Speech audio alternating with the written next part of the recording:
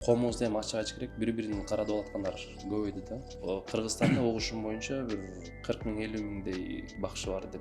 Токтогул Сатылганов тууралуу кино тартылса, ошону тартсам деген бир пландарым бар. Мен бул Жоопторуңуздан да тарыхка кызыгат окшойсуз. ушул интеллигенциянын өмүр жолуна аябай кызыгам да. Кыйынчылык көрүп чоңоюп, анан мамлекеттүүлүгүбүздү түптөп берген ушулар депчи. Сахнада же Бишкекте ака десең башкача өбүнүп турачу да. Давай карап койчу. Ноунейм биригип бир концерт койсокпу деген план болуп атат. Эмил менен Мурат көрө урушат болчу негизи. Илгери ойноп жүргөндө сөгүшүп кетебиз. Мен буга чейин ар дайым айтып келем, сахнага мени Мурат алып келген. YouTube каналыбыздын көрүүчүлөрүнө кайрадан Ордолу Ош шаарынан жалындуу салам айтабыз. Дайыма бизди көргөндөргө белгилүү болуп калды окшойт. Акыркы 4-5 ошол чыгарылыштарыбызды Ош шаарынан тартып, Оштогу белгилүү байкелерибиз, эжелерибиз менен маектешип, ойлорун угуп жүргөн кезибиз. Бүгүн да бизде жылдыздуу коногубуз бар. Белгилүү тамашоочу, актер, шоумен, көңүлдүү жигиттер долбоорунун негиздөөчүсү, мыкты ата, Оштун, жалпы эле Кыргызстандын сыймыктуу уулдарынын бири Кадыр Жарматов байкебиз. Ассаламу алейкум Дайыржол байке. Алейкум ассалам. Жок дебей бизге келип бергениңизге ыраазычылык билдирем. Мен дайыма эле ошо ыраазычылыктан баштайм негизичи. Кээ бирлер тайсалдап качышат, эми алардын да өзүнүн себеби бар. Анан кээ бирлер бир убактысын созушат деген азизге бир байланышканда эле маселе жок деп убактыңызды бөлгөнүңүзгө ыраазычылык билдирем. Эми эл менен силер аркылуу көбүнчө байланышабыз. Келечекте чыгармачылыкта эмне пландар болуп атат? Ошолорду силер аркылуу жеткиребиз дегендей мындай интервьюлардан эч убакта качпайбыз. Чоң рахмат. Ошто өзгөрүүлөр көп экен. Биз эми көбүрөөк баягы социалдык тармактардан, интернеттен байкап жатабыз. Ош баягы түз мааниде да, кыйыр мааниде да быйыл жай аябай ысык болуптур, Ош быйыл кайнады десек болот. Бардык мааниде. Ар тармакта алга кадам таштап атат, өнүгүүлөр болуп атат. Кудайга шүгүр, мамлекетибиз өнүп өсүп атат. Биз да абдан кубанычтабыз. Ошко негизи келип турабыз. Бул ирет келгенибизде көбүбүзгө аябай байкалып эле көрүндү өзгөрүүлөр. Анан баягы парктарда көбүрөөк сейилдеп калдык сиздердечи. Баягы Ыдырыс байке тамашалагандай бишкектиктер эмне асфальтка эле жабышып калгансыңарбы деп. Бул жакта кадимкидей кондиционер экен парктарчы. Жакты бизге. Аябай сонун. Бул жолу Ош шаарында жалпы баягы жаңылыктарда кайнаган болсо, сизде эмне жаңылыктар болду? Эмне кандай жумуштар менен кайнап аттыңыз? Бул жылы Кудайга шүгүр азыр Кара Дуба деген тасманы жараттык. Элге жакты. 2,5 айдай кинотеатрларда турдук. Берекесин берди, мөмөсүн берди дегендей. Анан ошо менен эле жеке жашоодо үй ремонт менен алек болдум. 1,5 айдай болуп калды, Кудайга шүгүр. Ремонттоо жыйынтыкталып калды. Ушул сентябрдын 1-нен балдарды мектепке берип, үйдү ремонтту бүтүрүп, анан дагы чыгармачылыкка кадам таштайбыз деген планыбыз бар. Дагы да көбүрөөк энергия. Дагы да көбүрөөк, ооба. Ушул Кара Дуба фильмине бир кенен токтолсок болобу? Буга чейин да көп сүйлөшкөн экенсиздер маектерде негизи элечи. Анан жыйынтыгы дегенде финансы жагынан кенен эле ачык элесиздерби айтканга? Кандай жыйынтыктар болду? Жыйынтыгы Балким жеке өзүңүздөрдүн рекордду жаңыладыңыздар дегендей. Биздин эми негизи Икрам экөөбүздүн экинчи фильмибиз болгондуктан, биринчи фильмге караганда экинчи фильм бир топ эле жакшы түшүм берди. Эми мончо түштү деп айта албайм. Азыр деле мисалы кээ бирки театрларда турат да, региондордо. Анан Казакстанда турат. Канча дагы түшүм берет, аны да айта албайбыз. Сентябрдын аяктарына жалпы сумма чыгып калса керек. Казакстанга өзүңүздөр бардыңыздарбы же сунуштап аларсыз сурап алыштыбы? Эми ушул процесс негизи кандай жүрөт? Өзүнүн өлкөсүндө жакшы түшүм берген, эл көп көргөн кинолорду мындай дистрибьюторлор болот. Казакстанда дагы, Кыргызстанда дагы, анан бири-бирине жакшы кинолорду алып кирип турушат. Анан Казакстанда бир Меломан деген дистрибьюторская компания бар экен. Ошолор менен биз кеңештик дагы, кинону жөнөттүк. Алар көрдү, жактырды, Казакстанга кетет деди. Анан сразу биз дубляжды баштадык. И ошолор аркылуу Казакстанга чыктык. Бул баягы көрөк материалдык жактан ийгиликтери болсо, жалпы Кара Дуба чыккандан кийин сизде бир ойлоруңузда дейли кандай өзгөрүүлөр болду? Элдин кандай бир обратный отсчет деп коет эмеспи? Ооба. Негизи мен кинодо айта турган оюм коомубузда эми ачык айтыш керек, бири бирин карадып алаткандар көбөйдү да. Эми бул эч кимге билдирбейин дейт, бирок ички көрө албастыктын айынан бири бирине көрө албастан ушундай бир жаман нерселерди жасап, өзүнүн колу менен эмес, через карадуу аркылуу бири бирине залакасын тийгизип жүргөн инсандар көп да. Угуп атабыз, байкап атабыз. И ошолорго бул нерсе туура эмес деген бир жолду айткыбыз келди эле. Мен ойлойм, эми могу кинодон кийин жок дегенде бир эки адам ошол жолдон кайткан болсо чоң жеңиш биздики болот. Анан мага көбүнчө мындай дайрекке жазгандар көп. Менде ушундай ситуация болуп атты эле. Көрсө мен дагы кара дуба менен ооруп аткан турбаймынбы? Мен эртеңден ушу дем салдырам, көрүнчү жерге көрүнөм деген бир эки адам мага жазды да. Алар өзү билбейт экен эле эмне менен ооруп атканынчы. Анан кинону көргөндөн кийин маалымат алып калыптыр. Мен ойлойм, бул дагы болсо бир кара дубаны ушу элге бир аз жеткиргендигибиз максатына жетсе керек деп ойлойм. Балким алдын алдык, кайсы бир деңгээлде. Балким алдын алган. Ушул тармакта баягы бир адис менен маектешип калганыбызды айтты эле. Ал эми өзүнүн баягы так математикалык сан эмес, бирок бир жоромолу менен Кыргызстанда ошол руханий жактан негизинен бир кеминде эле 60%дан ашуун жаран ооруйт экен депчи. Да. Мен дагы эми так математикалык жактан туура санды айта албайм го, бирок Кыргызстанда угушум боюнча бир 40 000 50 000дей бакшы бар деп уккам. Ушул кара дуба менен алектенгендерден балким дейм да, сиздин фильмиңизден кийин байланышкандар болбодубу, токтотом деп же болбосо? Эмнени токтотом деп? Балким ошол кара дубаны кылган адамдарчы, бакшылар дейли. Жок, андайлар эч убакта байланышка чыкпайт, ачыкка чыккысы келбейт да. Ошол себептен андайлар бизге байланышкан жок. Буга чейинки маектердин биринде көрүп калдык эле, Икрам майке. Буюрса кара дуба 2-ни тартууга бир ниеттендик, даярдык башталды депчи. Эмне себеп болду же максат кандай? Же бул фильм хит болду, ошондон бир дагы мөмөсүн алуубу, же болбосо сиздерде бир айтылбай калган ойлор болдубу? Негизи ачылбай калган темалар көп болду. Биринчи планыбыз ошол. Биз эми кара дуба бирде деп ат кое калышты, карапай. Кара дубада мындай бакшыны биз илгерки замандын бакшысын көрсөткөнбүз да. Шаманизм убактагы. Бизде азыркы коомубуздагы бакшылар башкача экен. Изилдедик, маалымат алдык, сураштырдык көбүнөнчү. Мындай намазга жыгылган эле. Кой терисин жамган каршыкырга теңсиң. Көбүнчө аялдар экен. Папака кийинип алып, намаз окуп. Анан ошолорго көбүнчө эл, бул 5 убак намаз окуйт го. Бул жаман адам эмес, ушуга көрүнө берели деп барып, көрүнүп, тумар жасатып, сууларга дем салдырып, анан ошону ичип, ошого жуунуп, тумарды тагып, бүт ширк иштерди ошолор аркылуу жасап атат да. Аларга барса, сиз жакшы ниетте келдиңиз. Беш залакасы тийбейт, кыжалат болбоңуз деп эме кылат экен да. Анан мен өткөндө Бишкекке барып, алымдар менен кеңешип, бир эки молдокелерибиз бар, ошолордон тактап, сурап, кээ биркилер мындай үй бүлөсүн жылытып коюн деп ушу бакшыларга барат экен да. Анан бул жылытып коюу, бул жакшы ниетте барып атат, бул жагы кандай болуп калат десем, ушул сөздү айтты: сыйкырдын жакшы жаманы болбойт. Бүт барысы зыян. Өзүнө оорубаса, бала чакасына оорат. Ошол себептен биз кара дуба 2де ушул темаларды көтөрөлү деп чечкенбиз. Анан канчада баягы бир адис менен бир аз ушул темада сүйлөшүп калдым дебедимби? Ошол айтты да. Муну биз көңүлүбүзгө албаганы менен аябай чоң күрөш жүрүүдө депчи. Ошолорго каршы күрөшкөндөр, анан ошол нерсени кылып жаткандардын ортосундачы. Кантса эми сизде бир кооптонуу болдубу, же мунун кантип алдын аласыз? Бул тармакта сиз иш алып барып, кино менен болсун деле ошого каршы кайсы бир деңгээлде күрөш кылып жатасыз да. Сиз өзүңүзгө бир кооптонуу болбойбу? Эми алар менен күрөшөбүз деп деле эч кандай планыбыз да жок негизичи. Анан эң негизи тобокелге салып, Кудай бар. Жаратканым жолубузду ачык кылсын, жаман балелерден өзү сактасын. Биздин айта турган оюбуз ушул.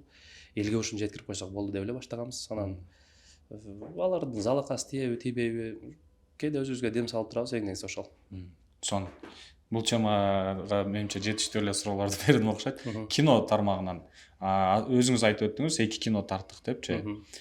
Буга чейин тамашоодо ойноп жүрдүңүздөр. Ооба. Көңүлдүү жигиттерди ачтыңыз. Мгм. Ар кимиси өзүнчө бир кухня да. Ооба. Кино тармагынын кандай ырахаты бар экен алардан айырмаланып? Кайсынысы азыр сиздин көңүлүңүзгө көбүрөөк жакын болот? Мага азыркы тапта, азыркы учурда ушул кино менен алектенүү жакшы болот. Каалагандай оюңду өзүң элге жеткиресиң, каалаган нерсеңди тартасың, жазасың эң негизгиси. Анан ошол нерсени эл туура кабыл алып, эл келип киноңду көрүп атса, ошол нерсе аябай ырахат экен да. Анан ошого көбүрөөк киного кадам таштап атабыз, багыт буруп атабыз. Эми бирок тиричиликтин айынан кээде тойлор менен дагы алек болуп калып атабыз. Бирок кино негизги максатыбыз. Кино багытында сиз азырынча балким күчүм жетпесе керек, бирок убактысы менен сөзсүз түрдө ушундай тартам деген бир кыялыңыздагы кино барбы? Бар. Ачыктай аласызбы? Балким бир темасын. Мен негизи көп атасы Ниязалы дейт. Демократ Төкмакын, Токтогул Сатылганов. Токтогул Сатылганов тууралуу кино тартылса, ошону тартсам деген бир пландарым бар. Мен бул ой качан келген? Келкелди окугандан кийин. Себеп Токтогул Сатылганов бүт залкар адамдар менен жашоодо кезиккен экен да. Курманжан Даткага чейин адилеттүүлүк сурап келип кеткен, мисалы. Ниязалыга шакирт түшүп үйрөнгөн, жеңи жоктон акындык өнөрдү үйрөнгөн. Анан Сибирден келгенден кийин Түркистан фронтунун генералы Фрунзеге дагы барып жолугуп, и ошонун алдында дагы орусча төккөн жерлери бар да. И ушу Токтогул Сатылганов тууралуу бир кино тартылса, андан башка дагы бир 3-4 инсандын басып өткөн жолу ачылмак экен деп ойлонуп калдым. Мындай элестетип көрө алдыңызбы? Бул киного качан даяры болуп калам деп? 5-10 жыл убакыт керек го дейм. 5-10 жыл убакыт керек. Негизи баягы тарыхый каармандарды жаратуу аябай оор, ошол эле учурда жоопкерчиликтүү, Жоопкерчиликтүү. Эң негизи биринчи орунда бизде жоопкерчиликтүү. Себеп эми ал инсандар бизде тарыхта калган инсандар, и ошолорду туура чагылдырып бериш керек. Туура көркөмдөш керек. Эртең элдин сын пикирине калып, анан жаман нерсени чагылдырып албаш керек. Ошол себептен эң биринчи жоопкерчилик бар да. Мен ойлойм, эми опыт алсак, бир 5-10 жылда тартып калсак керек деп. Негизи эле ошол кино багытында, кино тармагында кимдерге карап мындай түздөнгөнгө аракет кыласыз, кимдерден үлгү аласыз, же кимдер сизге балким кеп кеңеши менен, же болбосо бир көрсөткөн жолу менен кайсы бир деңгээлде устат болуп алат? Эми кино тармагында чындыгында биз биринчи фильм тартканыбызда сценарийни өзүнүн эле тамашачу достор. Бизден биринчи кино тартып башташкан аларчы. Анан жашы жаш болгону менен алар кино тармагында опыт бизден көп. Ак өргөндүн балдарына барып кеп кеңеш алып аттык, монтип жаздык, мындай кылсак кандай болот депчи. Алар туура кеңеш берет. Анан Сапар Сайназаров деген мыкты режиссер бала бар, жаш бала, биздин досубуз болот. И ошодон көбүрөөк кеңеш сурайм. Могу ролго кимди сүйлөшсөм болот? Моундай оюбуз болуп атат. Ушуну кандай жеткирсек болот? Кимди сүйлөшөлү? Композиторду кимди айта аласың деп бүт кино тармагында көбүнчө азыр мен Сапар Сайназаров досумдан кеңеш сурап турам. Анан сиз кино, элдердин жакшылыгы, аны менен кошо акыркы учурда ушул Икрам байке менен Instagram социалдык тармактарды аябай активдүү алып баратасыздар. Жөн эле активдүү эмес, баягы кызыктуу дагы. Рекламаларыңыздар дагы жөн эле бир жарнама эмес, өзүнүн бир айтайын деген сөзү бар, мына кызыктуу кылып дегеним да. Ал жакка да убакыт бөлүүдөн себеп эмне? Табышы жакшыбы, же болбосо ал жакта да бир калтырып койбойлу деген максатпы? Эми же замандын талабы болуп калды? Жок. Эми Instagram азыр заман талабы го. Анан буга чейин жөн эле сүрөт киргизүүдөн баштаганбыз. Анан акырында подписчик чогулуп, көбөйгөндөн кийин анан видеолор тарта баштадык. Просмотрлар жакшы кете баштады. Ошондон кийин эле реклама түшө баштады. Анан анча-мынча айтат го, Instagram просмотр канча берет силерге депчи. Анан Instagramдан просмотр бизге эчтеке бербейт. Биз кызыктуу видеолорду тартып, и ошондон реклама келет, ошо рекламадан биз акча табабыз деп айтам да. Анын сыңарында эле ошо акыркы убактарда реклама түшөт. Анан жакшыраак реклама алып берели деп колдон келишинче аракет кылып атабыз. Бирок убакыт аз. Себеп тармак көп да биздечи. Же Инстаграмда блог түшүрүшүң керек, же той алып барышың керек, же көңүлдүү жигиттер алып кетишиң керек, же кино тартышың керек, же үй бүлө убакыт бөлүш керек дегендей ошого тармак көп. Ушу эптеп жетишип атабыз кыскасы колдон келишинче.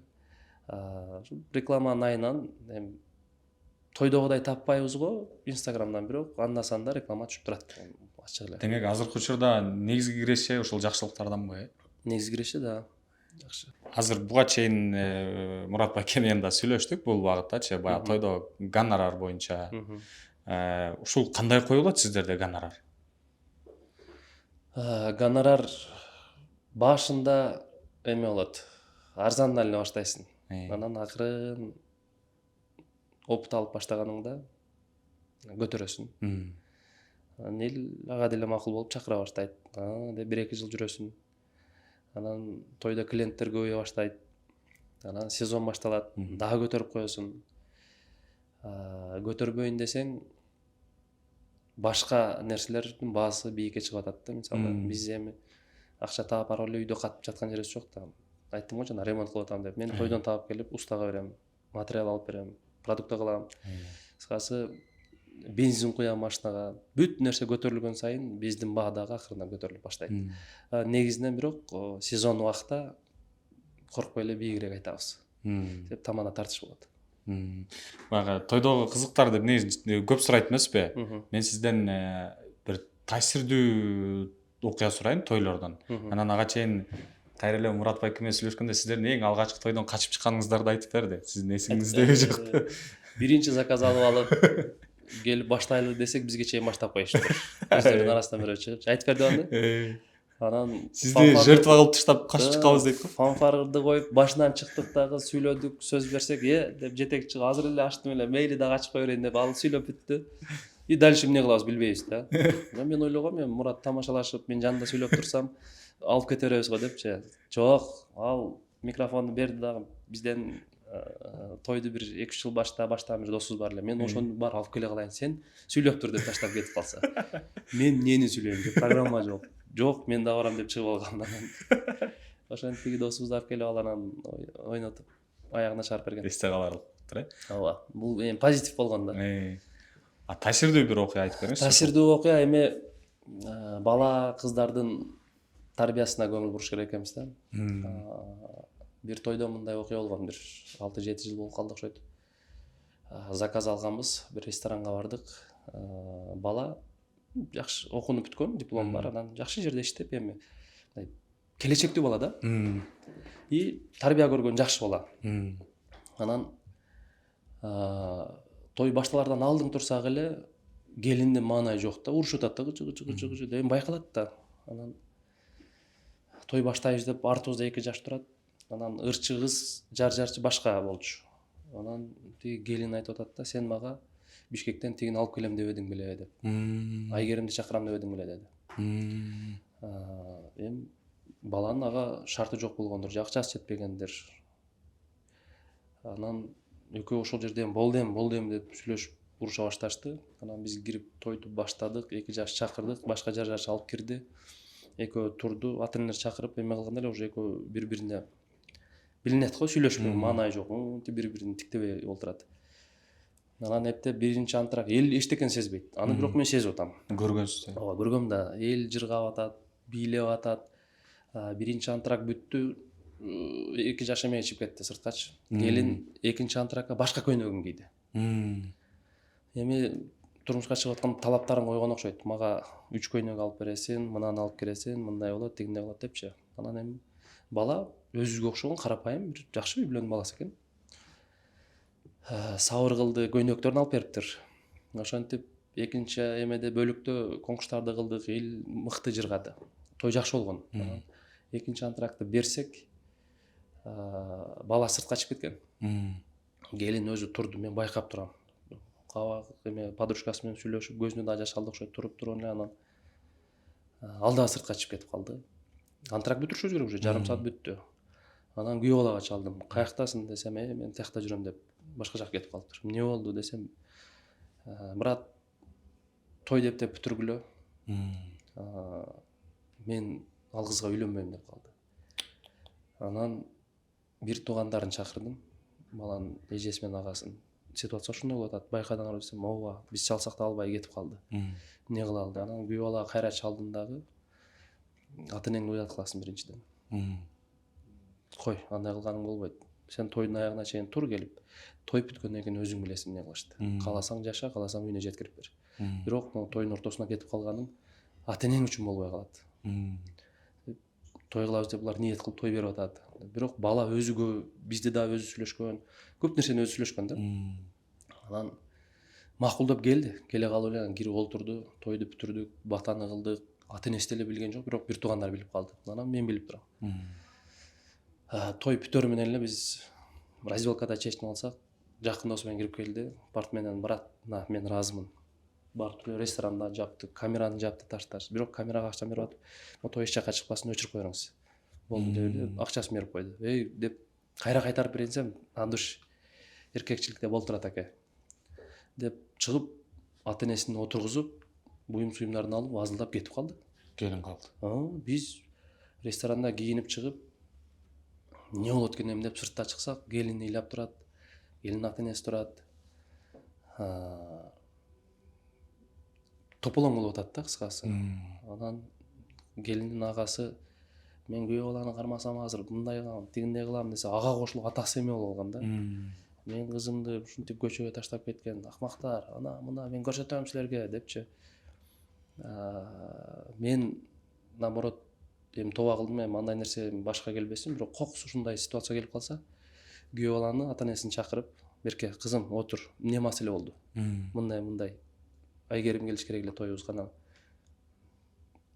Эми Айгерим сөзсүз келсе бактылуу болосуң деген нерсе жок. Конечно, Айгеримдин өзүнүн орду бар. Ал кыз сыйлайбыз, чыгармачылыкта мыкты. Эми кыз ошону жакшы көргөн билбейм. Айгерим келсе эле бактылуу болосуң деген нерсе жок. Бала чыракта экен. Келишкиле, давай жашагыла деп балдарымды кой, өзүң жап кет үйгө деп ошентип мекмин деп ойлонуп калдым да кийинчи. И ошо болду. Той бүтөр менен эле эки жака кеткен да. Анан ойлоп калдым, кийин анан сураштырсам, кыз чоң ата чоң эненин колунда тарбияланган. Ата энеси Москвада бизнестерди ачкан, акчасы бар. Алар деле мындай акчасы бар жакшы үй бүлө. Көрсө кеп акчада эмес, кептин баары тарбияда экен деп, анан колдон келишинче кыздарыма азыр эме кылам, жоктой бардай кабыл алгыла. Кайсы бир деңгээлде эми бир кыйыр мааниде өчөйт, кайсы бир аз пайыздуу болсо да миграцияга келип такалат экен көйгөйдүн эмеси. Азыр ооба ушундай коом чоңоюп атат. Уже чоңоюп келди. Себеп 15-20 жыл башта көпчүлүк бизден миграция болуп кеткен ата энелерибиз. Балдар чоң ата чоң эне тайнанын колунда калды. Эми бардыгы эле эмес. Эми кээ биркилер чоң ата чоң эненин жакшы тарбиясын алды. Кээ биркилер ала албай калды. Ушул миграция маселесинин айынан ушул коом азыр жетилип үйлөнүп аткан, башкачып аткан убагы. Тилекке каршы, Тилекке каршы ооба. Ушул теманы улай эле сурайын, анда сиз тарбияда эмнеге көбүрөөк басым жасайсыз? Азыр жумушуңузда кечкисинде эле, андан сырткы кино менен чыгып каласыз. Кантип ушул балансты сактаганга аракет кыласыз? Үйгө барганда колдон келишинче ушу балдарга убакыт бөлгөнгө аракет кылам. Анан дасторконго отурганда эле уже сүйлөп башташат. Сурайт. Ата бул кандай кылса болот, ата мындай кандай болот, тигиндей кандай болот деп анан колдон келсе илгерки окуяларды айлантырып айтып берем. Илгери Алымбекти атканда ушундай болгон. Чоң баласы Абдылдабек мисалы Ооганстанга барып ошол жактан өлүп, жүрөгү бияка келип эме болгон, мекенини сүйгөн деп ошол нерседен алып келем. Анан намыстуулук, ыймандуулукка, анан чынчылдык. Бирөө сени коркутуп эме кылып аткан жакта дагы чындыкты айта бергиле. Бүт нерсе жеңиш чындыкта болот депчи. Колдон келишинче. Сизде мындай байкалдыбы, азыркы сиздин балдарыңыз өсүп келаткан балдарчы, баары бир башка муундун балдары. Мисалы, сизди тарбиялагандай кылып тарбиялаган кайсы бир деңгээлде туура эмес болуп калат депчи. Ошол кандай өзгөчөлүктөрдү байкадыңыз? Өзүңүз курактуу ата энелерге кандай кеңеш берет элеңиз? Балким алар жаштыгында апасы бир аз чубуктап же атасы бир аз шапалактан берип тарбиялаган болсо, ал эффективдүү эмес сыяктуу, же сиздин оюңуз башкачабы деген. Эми апанын чуюктап койгону бул туура эле нерсе. Апанын урганы балага, кызга дагы катуу өтпөйт. Атаныкы катуу. Ошол себептен мен Кудайга шүгүр балдарыма бир да колун тийгизе элекмин. Кабагым түйүп эле биринтип жаман иш кылып койсо, катуураак сүйлөп койсом эле уже түшүнүп калышат балдарымчы. Ошого ата эч убакта баланы урбаш керек. Биз баягы илгери таякча эле чоңойдук. Эми ал заман башка болчу. Азыр башка. Коомдо маалымат көп, башка көп. Ошол себептен ата эч убакта балдарына кол көтөрбөш керек. Урбай нетпей эле катуу сүйлөп, эгер ошончо ургуң келип атса, мисалы, бала эмнени каалайт? Телефон алып бер деш мүмкүн. 1-2 ай алып бербей кой. Сен могу иштерди туура эмес кылдың, ошол себептен алып бербейм балам. Качан сен монтип оңолосуң, мен сага телефон алып берем деп. Мен мисалы ошондоймун да, могул ишти бүтүрөлү, сен могулар кылып кой, анан эме кылып берейин депчи. Ошол эффектисиндири ошол багыт. Аракет кылышат балдар. Мисалы былтыр черектен 1-2-4 чыга баштады эле, телефондорду алып, черегиңер качан 5 болот, анан телефон аласыңар десем, кийинки черекте уже 5 чыгышты, чоңдорумчу. Анан 1 саат 2 саатка кармагыла деп берип коем. Ушундай. Негизи эле балдарыңыз эмнеге кызыгат? Чыгармачылыкка кызыккандар барбы? Эмне менен алектенишет? Азыр балдарым көбүнчө эми жашта, мындай багыт тандай элек да. Чоңум 8-класска көчтү. Ал чет өлкөгө окууга кетем деп азыртан план ушундай. Лицейде окутам, окутутам, колдон келишинче ошол жакшы окуп бүтсө, чет өлкөгө окууга тапшырса, ошо чет жактын билимин алып келсин деген планым бар да. Чоңум чет өлкөгө дейт. Андан кийин кызым бир түрлүү эле англис тилге кызыгып калат, бир түрлүү эле дизайнерскийге кызыгып калат. Азыр пока тандай элек да, бир 10-класска барганда уже тандап калат, анан кайсы багытты туура көрүп тандаса, ошого колдоп берем. Азыр байкаганымдан жоопторуңуздан да тарыхка кызыгат окшойсуз, э? Тарыхка ооба, негизи эми өтө көп билбейм го, бирок анда-санда кызыгып турам ооба. Сизде ушул кыргыз тарыхын андай элеби, баягы өзгөчө бир таң калтырган же болбосо сиз ошол инсанга өзгөчө бир күйөрман же заманбап тил менен айтканда фанат болгон кимдерди айта аласыз? Кандай десем? Же ошонун тарыхын кызыгып кайра окугандан жадабайсыз? Эми могу 20-кылымдан эле алып караганда, мен чындыгында могул орустун репрессиясына кабылып курман болгон кыргыз интеллигенциясы бар. Жусуп Абдрахманов баштаган, Касым Тыныстанов, Баял Исакеев, Абдыкадыр Орозбеков, кыскасы ушул интеллигенциянын өмүр жолуна аябай кызыгам да. Кыйынчылык көрүп чоңоюп, анан мамлекеттүүлүгүбүздү түптөп берген ушулар депчи. Ушул инсандарга чындыгында өткөндө былтыр экен же бул мурдагы жылы экен, бир отуруп өзүмчө ичимден Куран окудум да, анан ошолорго багыштап койдум. Силерге рахмат депчи. Ошол аталарыбызга мен ыраазычылык айтат элем. 20-кылымда айтып атам беричи. Эми ары кеткенде кыргыздын тарыхы чоң да. Айта берсек андай инсандар көп. Азыр сиз бүгүнкү эгемен Кыргызстандын түптөлүшүнө кайсы бир деңгээлде өздөрүнүн салымын кошуп, ал эмес өмүрүн ардаган инсандарды тизмектеп өттүңүз да? Эгемендүүлүктү ушулар алып келди да. Эми кыргыз мамлекеттүүлүк түптө эми булар алып келбеди эгемендүүлүктү. Биринчи Кара Кыргыз облусу болуп түптөлүп, анан автономиялык республика болдук эми 10 жылдан кийин, бирок ушулар түптөп кеткен да негизи. Ушул сиз тизмектеген жана андан башка ар бир биздин ата бабаларыбыздан биздин мамлекеттүүлүктүн түптөлүшүнө салым кошкон инсандардын алдында биздин кандай жоопкерчилик болуш керек? Ошону кандай болгондо биз сезе алабыз? Жоопкерчилик эми мамлекетти ар бир адам сүйүшүбүз керек да. Анан сөзсүз эле баягы жетекчилер келип текшерерден алдын гана иштеп жасап койбостон, текшербесе дагы бул кылганыбыз эртең урпагыбызга калат. Ошого ар бир ким кайсыл тармакта болбосун ошол тармагын мыкты өздөштүрүш керек. Чыгармачылыктагылар биз мисалы туура багытта чыгармалар жаратып, саясатчылар туура саясатын жүргүзүп дегендей, ошентип ар ким өзүнүн тармагында эле мыкты результат көрсөтсө, мен ойлойм эми ошол аталарыбыз дагы жаткан жеринде арбагы ыраазы болсо керек депчи. Анан тилибизди жоготпошубуз керек негизинен. Ошолордун эле катарында мисалы Ишеналы Арабаев, Касым Тыныстановдор тилге катуу басым жасап кеткен. Ошол себептен тилди дагы жоготпош керек. Бул кайсы бир деңгээлде ушул кыргыз тилинин өнүгүүсүнө болгон сиздин салымыңыз болуш керек. Мен ошондой деп эле ишенүү түрдө да айта алам, себеби кыргыз тилдеги сиздин долбооруңуз бар, сонун көңүлдүү жигиттер деген. Ал долбоор азыр эмне болуп жатат? Азыр ал долбоор каникулдабыз. Эми кыргыз тилди өнүктүрөлү деп аракет жасап атабыз.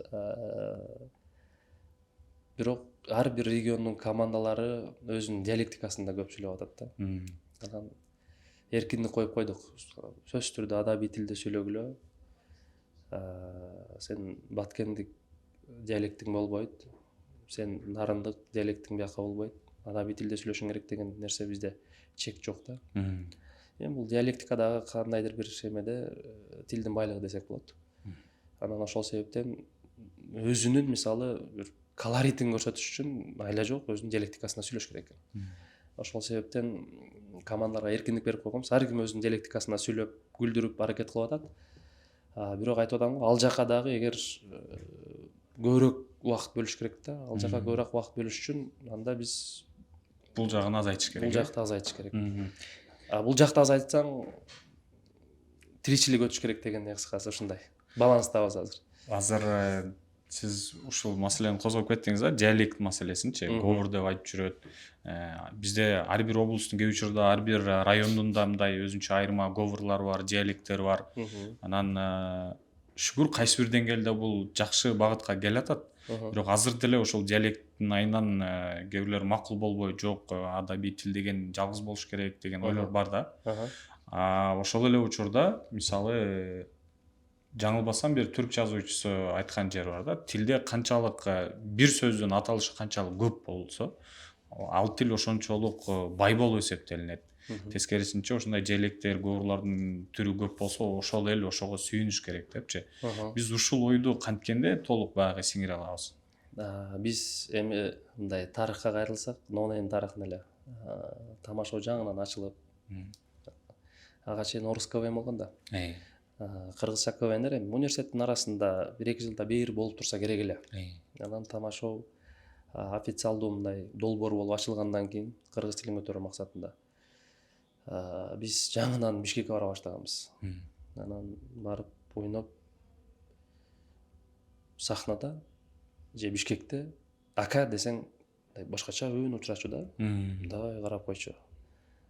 Анан билбейм эмнеге деп ойлочубуз да. Анан сахнага чыгып биз ар бир оюнубузду эле оштун диалектикасы менен сүйлөп, ака, ука, мака депчи, ошентип сүйлөп эл күлчү. Анан бара-бара 1-2 жылдан кийин өйүн учурабай калды. Мисалы, азыр Бишкекке барып Эримбай эке, Эримбай ака десең туура эле кабыл алат да, эчтеке дебейт. Ака кандайсыз же аке кандайсыз деп коебуз мисалы. И барып ушул нерсе акырын уже эме болуп атат. Да өйүн учурабай калды. Оштун диалектикасы деле эми мындай көпчүлүк айтат, силер өзбектешип кеткенсиңер депчи. Эми илгертен ата бабаларыбыз ушул тилде сүйлөсө биз эмне кылалы? Ушул тил менен өссөк. Ушул тил менен чоңойсок эмне кылалы? Эми күнөө бизде эмес да. Ал нерсе. Анан мисалы Аксы, Жалал Абад тараптар, то есть Алабыка тараптар, атыр, жатыр, келатыр бул нерсени туура эле кабыл алыш керек. Себеп ошол жерде жайгашкан уру, ошол эл, ошол калк ушундай диалектикада сүйлөп калган. Мен ойлойм, диалектиканы просто сыйлап коюш керек. Анан мамлекеттик иш-чараларда, жогорку трибунада мисалы, ошондо мындай адабий тилге басым жасап койсо болот. Официалдуу жерлерде ооба. Туура деп эсептейсиз. Ал деле туура. Анан мындай эркин концерт болобу, эркин видео тармак болсун, сахна болобу. Мен ойлойм диалектика менен сүйлөп койсо болор эти. Сонун. Анан ушул сиздин көңүлдүү жигиттердин форматында эле азыр анонстор болуп жатат. Менимче уксаңыз керек, сиз дагы Эмилия Саналиевтерде жаңы долбоор баштап жатат.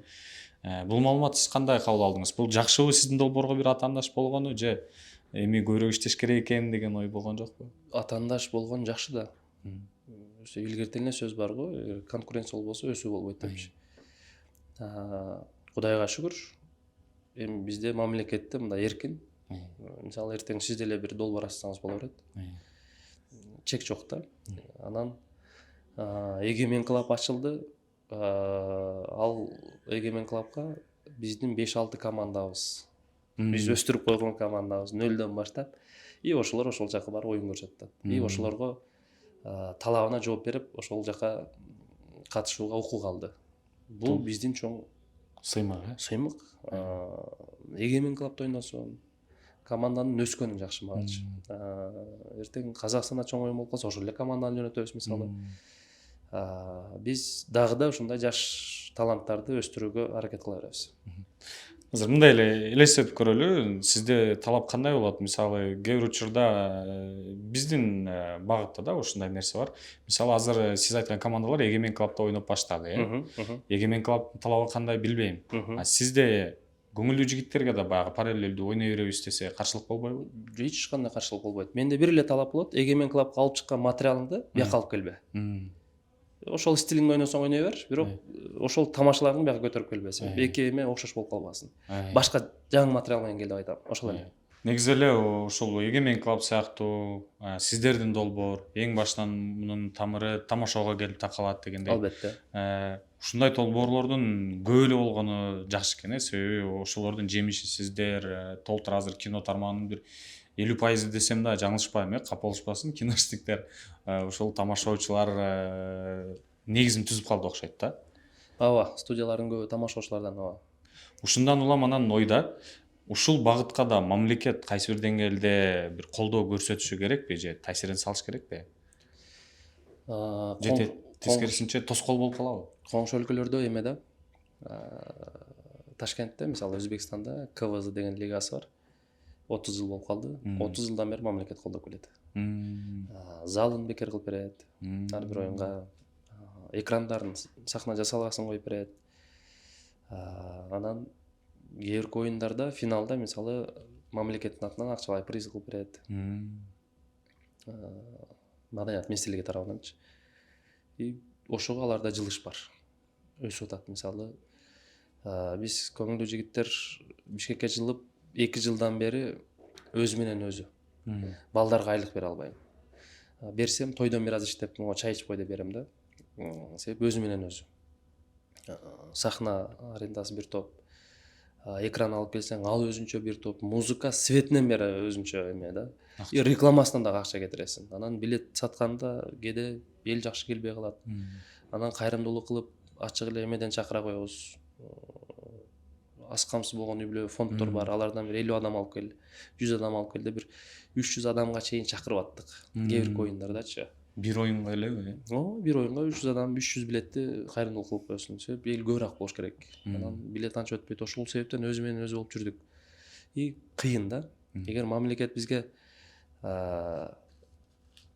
бир аз колдоо көрсөтүп койсо, анан командага мисалы айлыктарын төлөп берсең, алар дагы берилип жакшы иштеп, жакшы результат көрсөтөт. Бир тарабы ушул. Экинчи тарабы но деген жери бар. Эгер мамлекет аралашса, уже рамкага чыга баштайсың да.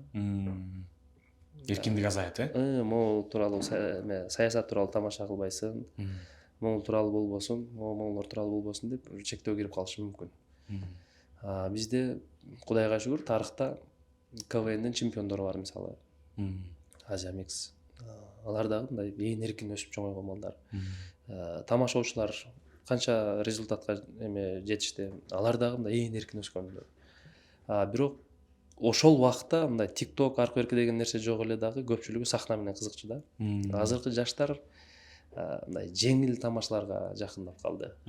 И бир тарабынан контролго да калсак турабы деп ойлоп коесуң кээдечи. Сөзсүз түрдө ээн эркин кое берсең уяттуу нерселер көп чыга баштайт экен.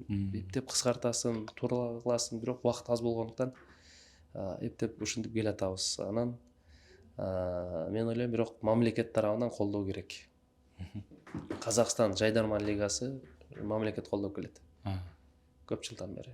Сонун сахна деп калдыңыз азыр өзүңүз дагы. Биз көптөн бери акыркы жылдары сиздердин команданы, оштун эң негизги командасы болгон убакта No Name'ди чогуу бир сахнада көрө элекпиз да.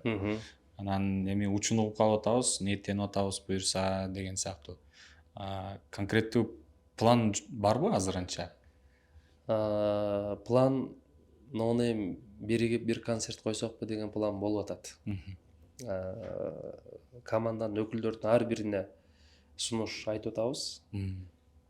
Кудай буюрса бардыгы бошоп келип берсе, толук состав коебуз. Анан бирөөсүнүн жумушу эми ар ким ар кандай да. Даярдыкка келе албайм, концерт өзүңөр коюп тургула деп калса, төртөөбүз болуп калышыбыз мүмкүн. Экөөсү келбей калса, үчөөбүз болуп калышыбыз мүмкүн. Үчөө келбей калса, айла жок, эки адам да коюп калышыбыз мүмкүн. Бирок толук чыкканга аракет кылабыз, себеп ар биринин өзүнүн күйөрмандары бар. План боюнча декабрга бир жакшы концерт кылабыз деген оюбуз бар. Ушул жылдын, Ооба. Биз да ушул No Name'ден кимди жолуктурсак эле баягы суранган сыяктуу болуп, концерт качан болот экен го деп кайсы бир деңгээлде ушул эми таасирибиз деле болбосо керек, бирок элдин үнү катары айтып атабыз да, сиздердин концертке эл суусап калды, күтүп атабыз дегендейчи. Элден бизге мындай спрос деп коет го. Спрос болсо анан концерт коесуң да. Ошого сөзсүз түрдө аракет кылабыз. Спрос бар го эми менимче. Анын үстүнө азыр могу ырчылардын концерти да далил болуп калды кайсы бир деңгээлде. Эл ушундай жандуу концерттерге, жылдыздар менен жандуу жолукканга кызыгып калыптыр. Азыр көп эле 3 күн пландалган концерттер 6 күн, 10 күн пландалган 20 күн болуп өтүп атпайбы? Буюрса форматты бир аз өзгөртүп, анан илгеркидей чуркап чыгып биздин кийинки тамаша деген сыяктуу концерт эмес, башкача форматта концерт кылабыз деген планыбыз бар. Негизи эле кошуна өлкөлөрдө ушундай жылдыздуу командалар жок эле дегенде жылына бир ирет ушундай концерттерди берет болчу да. Бизде тилекке каршы андай болгон жок. Сиздер эле эмес, башка командалар деле, Моника Белыч барбы, Ак өргө барбы, Ак кеме деген командалардын эч кимиси мындай салттуулукту кармаган жок да. Мунун себеби эмне? Каржылык маселе элеби? Биз чемпион болуп кеткенден кийин No Name командасы бир 3 жолу 4 жолу концерт койдук негизичи. Анан түйшүк чоң да. Бир концертке даярданыш үчүн 2 ай убакыт бөлүшүң керек күндө. 5-6 саат. Ошондо жакшы концертке материал даярдай аласың. Анан эми 2 айдын ичинде нелер гана болуп кетпейт. Бирөөсүнүн проблемасы чыгат. Бирөөсү бир жака барыш керек болот. Арада тойлор чыгып калат. Тойлорду жертва кылып албай даярданабыз десең, бир нерсе чыгат да сөзсүз түрдөчү. Анан ошол себептен мындай түйшүк чоң, ачык айтыш керек, кээде командада оюнчуларыбыз менен бири-бирибиз менен пикирибиз келишпей, 1-2 күн таарынышып кетебиз, урушуп.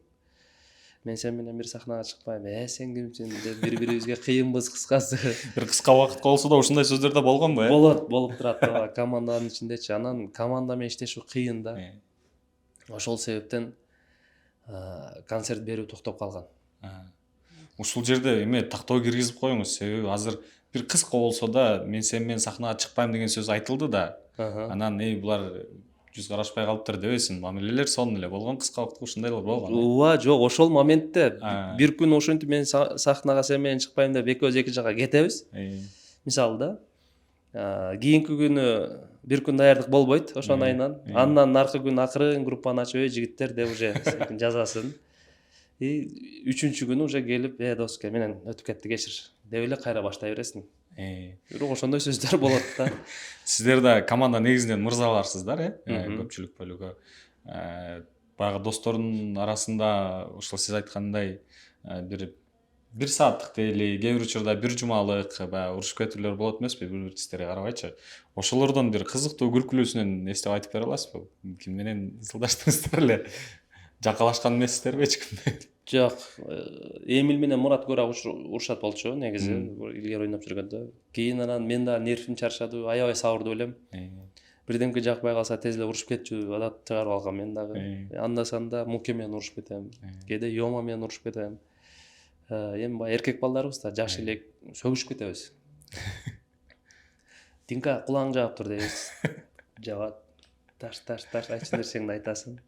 Болду ача бер дейсиң, ачып эмне болду дейт, эчтеке болгон жок деп коебуз. Ошондой убактар болгон да. Анан Динка дагы кийин уже түшүнүп калды дагы, эми жалгыз кыздарбыздачы. Динканын көзүнчө уже урушпай калдык. Динка жокто урушуп калат элек. Эми уруш десе эле күндө эле уруш эмес. Эми бир ай даярдык болсо, ошонун бир арада бир 2 жолу айтышасың да, же 1 жолу. Эми биз баягы ар бир оюнга даярдана берип, андай нерсе көп болду да. Азыр сиз айтып өттүңүз, эгер мен жаңылбасам, азыркы учурда Кыргызстандагы эң белгилүү актрисалардын катарын толуктаган өзүнүн муундарынын арасында, акыркы кино эң белгилүү кино жылдыз айымдарынын катарына кирген ушул Динара айым сиздердин командадан түптөлүп чыкты. Ооба. Сиздердин командага кандай келди эле? Оштууну биз бүтүп кеткенбиз. Тамашада ойноп, биз өзүбүзчө ал жакта жүрүп жылдызбыз университетте. Анан бизди калыс тартууна чакырат. Оштууда факультеттер аралык КВН болуп атат. Динка бизден кийин ошо биздин факультетке тапшырган экен. Мурат экөөбүз бир факультетте окуганбыз да. Калыс тартууна олтурсак, команда чыкты. Динка арасында бар, ырдай калат, ойнойт, харизмасы бар да. Анан Муке мени карайт, мен да карап койсом, мынтте анан деп койдум. Түшүндүм да уже могу кызды алайлы эмес. Талантын кара, баала депчи. Анан ошол кыздын ойногонун карап эме кылып турдук. И жакшы да ырдайт экен. Анан оюн бүткөндө эле калыс тартуу оюн билдирет го. Ошондо Муке командада тиги кыз сен чыксаң, атың ким? Динара. Динара. Сен бизге керектүү кызсың. Муну эми командасына чакырам деди. Дароо эле. Мукени карадым, мынтти. Мен да макул болдум. И ошентип ал кыз келип калды бизге. Эмеге ага чейин тамаша Ош филиалында уюштурат элек, анан бизге чейин эми оюн жок эле да. Бир команда менен ошол жерде ойноп жүрдү. Ош филиалда 1-2 чыкты, уже ага карындаш болдук, жакын болдук, и анан командага алдык да, анан ошо боюнча Бишкекке кеттик да. Азыр сыймыктанасыздарбы? Албетте. Биз командада ар бир мүчө, биздин окуучуларыбыз ийгиликке жетсе, чынлыгында сыймыктанасың. Кудайга шүгүр, ушуларга туура эле жол көрсөткөн экенбиз депчи. Анан ошончо жыл шакырттык кылып жүрүп, анан бир результат же бир ийгиликке жетпей калса, мен буга жакшы багыт көрсөтө албай калдым деп өкүнүп каласың да. Шакирттериң жакшы ийгилик чыгарып турса, бул сен жарык жүзүң да. Ушул Динара айымдын кандай бир өзгөчө сапаттары бар ушундай ийгиликке жете алды? Динканын өзгөчө сапаты сахнаны аябай жакшы көрөт экен эле. Биз ошончо урушуп, мисалы айтып атам го, баягы өз ара агалары урушуп кеткенде силер болбойт экенсиңер, койгула деп кетип калса деле болмок. Мен силер менен жүрө албайм, тура түшүнгүлө депчи. Бирок сахна болгон, сахнаны сүйгөндүгү, анан аракети и жөнөкөйлүгү, мен ойлойм ушу менен жетти депчи. Жакшы ийгиликтер. Анан албетте талант. Анан сиздер ушул Динка айымга сиздер бир кайсы бир деңгээлде себепчи болгон болсоңуздар, сиздердин да ушул деңгээлге жетишиңиздерге, ушул багытка бурулушуңуздарга балким кайсы бир адамдын кеңеши же кайсы бир адамдын жардамы, багытыңыздарды буруусу болгон болот да сөзсүз түрдө. Сизге бир кыска ыраазычылык мүнөттөрүн берсек, кимдерге ыраазычылык айтат элеңиз? Чыгармачылыкка келгенибизгеби?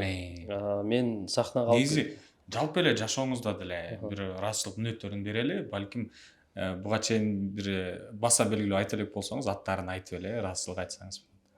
Мен буга чейин ар дайым айтып келем, сахнага мени Мурат алып келген. Досум Мурат Жалиев. Менден 1 жыл башта ал КВНге чыккан, сахнанын даамын сезген, и ошол жакты жакшы көрөт. Группалаш болуп жүргөндө команда жок, жанына шерик болуш үчүн алып чыккан да менчи. Сен менин жанымда эле туруп тур. Сен чыгып менин жанымда эле мынтип бийлеп тур. И мына суроону эле берип коесуң деп, анан даярдыкта көбүрөөк сүйлөп, ошентип Мурат алып келген сахнага. Анан Оштууда ойноп жүргөндө бизде жаштар комитети болуп ошол кездеги азыркы Тамада Аман Ибраев жаштар комитети болчу. Шаарда мэрдин кубогу болуп калабы, шаар биринчилик оюндары болуп калчу эле. Оштуудан 200 студентти алып келип, ректоратка кирип 2 000 сом акча бөлдүртүп, балдар формаңарга, балдарыңа тамак ашыңарга, давайте Оштууну көтөрөлү деп, ошентип артыбыздан ал киши колдоп жүрдү.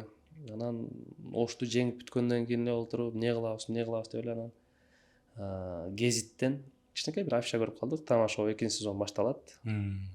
Могу командалар, ойнойм деген командалар могу номерге кайрылгыла депчи. Анан гезитти алып номер терип алганбыз дагы. Сен сүйлөш деп. Жок, сен сүйлөш деп. Эруп экен номери да. Жок, сен сүйлөш деп. Анан чалган. Байке биз Ошто чемпионбуз, барсак дедик эле. Болду. Могу күнү мындай даярдык менен келгиле. Ошентип эле Тама шоу кеткенбиз. Эруп байке ыраазычылык билдиребиз. Команданы кандай барсак дагы ошондой эмеде кабыл алып, Тама шоу үй бүлөсүнө кошконго. Анан Тама шоунун редактору Арс байке бар. Ошол киши билет болчу экен да, көрсөчү, кайсы тамаша өтөт, кайсы тамаша өтпөйт. Көп тамаша алып барсак кыркып салып туруп, моңорду ойнойсуңар деп койчу, мисалы үчүнчү. Азын эле калтырып коет, Ооба. Көрсө туура кылган экен да. Биз ал нерсе жок болсо жарым саат жүрмөк экен элек да, сахнада жөн эле оттопчу. Туура багыт көрсөттү. Силерде Ошто стиль жок, Нонейм командасы. Силерде бир эле колоритиңер бар. Ошол себептен кичине стиль пайда кылгыла. Оюн башталганда биринчи бизде саламдашуу, линейка деген нерсе бар. Линейкада мындай текстовый шуткалар кетет. Ошол нерселерди үйрөттү да. Биз чыга калып эле ассалам алейкум, Нонейм командасы, биздин биринчи тамаша деп эле баштай берчүк да. Көрсө ырдап чыгыш керек экен, бийлеп чыгыш керек экен, шоу кылыш керек экен. Ошолорду Арс байке үйрөткөн бизгечи. Ал инсанга ыраазычылык билдирем.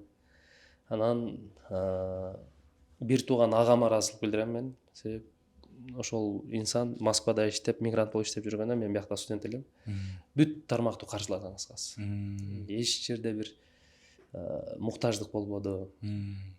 Кышта куртка сапожкамды дагы алып берет. Тамак ашым, квартплатамды төлөп берет кыскасы. Ошол агам окуткан. Бир тууган агама ыраазычылык айтам кыскасы.